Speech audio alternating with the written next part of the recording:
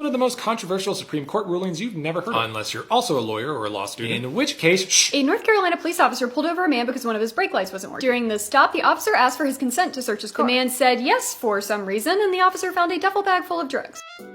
If you give police consent, they can legally search your stuff without a warrant or probable cause. So the issue here was actually the man's broken brake light wasn't a violation of law. As it turns out, the law was confusingly worded. It actually only required a single working brake light, and the man still had one working brake light. So he argued at court that the initial stop was unconstitutional because the officer didn't actually have a legal reason to pull him over. And under the fruit of the poisonous tree doctrine, which is a real thing, any evidence uncovered during an unconstitutional stop, here the drugs, can't be used against him. But the Supreme Court said, hold on, police officers are actually allowed to make reasonable mistakes of the law. And the brake light statute was kind of confusing, so it was a reasonable mistake, meaning that the traffic stop and the subsequent search were legal. The court's rationale was that the law is hard, and police officers are not lawyers, so they should be allowed to make reasonable mistakes. After all, the Fourth